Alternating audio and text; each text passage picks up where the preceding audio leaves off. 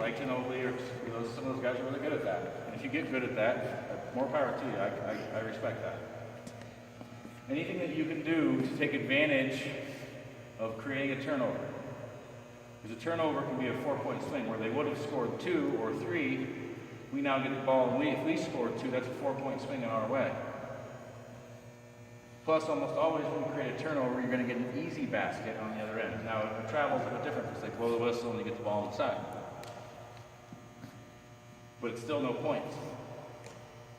The key to this game is scoring more points than the other team, which is why defense is the most important thing. Because you can't stop them from scoring unless you're lights out scoring, matching them. But you can hang with anybody if you shut them down offensively. I don't care who it is. If you shut someone down offensive on your defensive side and then make them work on the offensive side, that's how underdogs win in basketball. That's why March Madness is as awesome as it is because any team that plays together, plays good defense, does all the things they're supposed to do, can win. We were underdogs last year in many ways. Like I said, we were missing throughout the year different players, different games, and we're going to be in the same situation this year.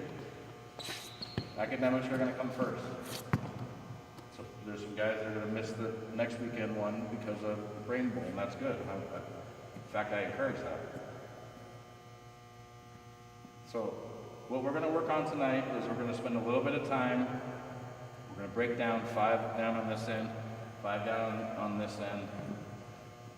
Coach is going to work with 5 of you. I'm going to work with 5 of you. What we're going to be working on today. I thought about it the other day. Everybody was getting confused on what I tried to put in last time. And basically what I tried to do was put in step 4 before we did step 1, 2, and 3. So we're going to start at step 1, which is the simple basics of motion offense. So we're going to line up, and today, yes, last time we worked on a 4 and 1, which is the kind of offense we'll run if people play a zone against us. The reason we want to do that, we only want one in the bottom when they're playing zone because that keeps the lane free for cutters. Because the way to beat a zone is to cut through the middle and get the zone to move. And then attack the hole that leaves, because there's always going to be a vacuum. Most of the time, I'm expecting man-to-man, if not press. Press breaker is no different than anything else. You got to get the ball to the middle of the floor. But it's in reality, it's a motion offense too. Once you pass, what do? Pick away. If you don't have any way to pick away to, what do? Cut. Very, very basic. But if you can just do that, we don't need to think about it. If you're able to do that effectively, that simple thing, go to YouTube. We all like YouTube videos. I know how you guys are with your phone. Go to YouTube and look up the Cincinnati Bearcats. Coach Higgins has his teams down running. They run the motion offense as good as any offense you'll ever see run the motion. Watch how they go. When they recruit players like Kenyon Martin, other players, where their strengths are movement. That's what we're going to do. We're going to run people to death. Because in the fourth quarter, when they're tired, we're still going to be able to run our motion offense. And when someone's tired, the key with the motion and why it works is the defense ends up trailing. Anytime the defense is trailing somebody, they're dead meat if you guys run it right. So what we're going to work on is we're going to set up the 3 and 2. So top, 2 wings, post on each block. And we're going to run through, no ball at first, just the art of going through the motion of passing and picking away. Key on all this is your footwork. Having good footwork sets up good shots, sets up good passes, sets up good dribbling, sets up everything. So if you're stumbling at any point, that's where you're going to focus on your footwork. I want to be smart with my steps. Because if the ball comes to me, I try to make it a habit of myself. I've trained myself for the years that when I catch a pass, anytime I can, I'm catching it, I'm jumping before I catch it so I can land in a jump start. So then it leaves both feet live for pivot. Leaves my option for dribbling open. Leaves my option to shoot open. I can do the jab steps. I can get so much more freedom than if you just grab the ball while you're moving. Because now I've landed here and I have to stay on this pivot foot. If I'm in a situation like this, I'm now handcuffed on the the lines guard me, or if I'm over on the sideline. Having the ability to hit me either way opens up a lot of things for you. You don't have to panic. That's one thing all of you do still. We gotta get you out of. When someone's putting pressure on you, all that means, if you get a double team on you or a trap, that means somebody else somewhere is open.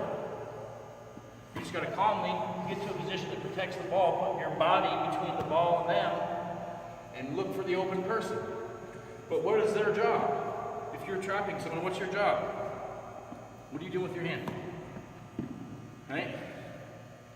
So they're trying to block the pass. So you're almost always, if you get trapped, have to do what? Fake one direction.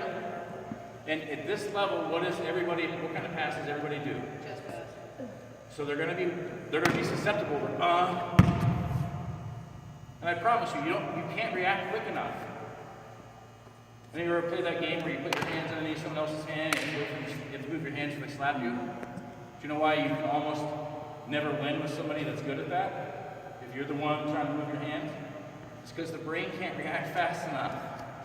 Impossible. I don't care who you are. The signal can't go fast enough to tell your arms to move. Because they get, in essence, a half of a second head start where their muscles are already going. So it's the same thing in basketball. It's no different.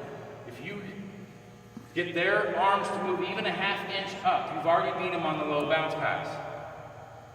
The reason I say bounce passes, see how that came into me? I mean, unless you go like that and you really try, what happens with a bounce pass? It comes in nice and soft way. All of us want to catch it. With the chest pass, there's a risk of flying it in there, right? And that's where it bounces off. You know, not all of us are as gifted as others with catching the ball. So we want to make sure everybody has a chance that even if you're not ready and I pass the ball to you, it comes in nice and easy to catch, right? So there's a reason why I'm always preaching to you guys bounce passes. When you're watching NBA passes, other than long things over the top, what are the pretty passes? When they boom from two people halfway down the court while people are sprinting, people are like, oh, what happened? That's my favorite thing to do is when I'm running a fast break and there's him and there's a guy chasing him. I guarantee the guy chasing him is watching him to figure out where it's going. All of a sudden the ball goes like this and they almost are in shock. Why? Because you're setting the people up so they can't react. But how can I do that? I have to be able to dribble with my head up. I have to be able to watch Jackson's defender and whether or not he's watching Jackson or me. If I'm busy going like this, I don't notice anything down there. So again, it starts with these fundamentals, and that's what we're going to start with today. Passing, picking away. Pass and cut. Big men on the block. Give me 1, 2,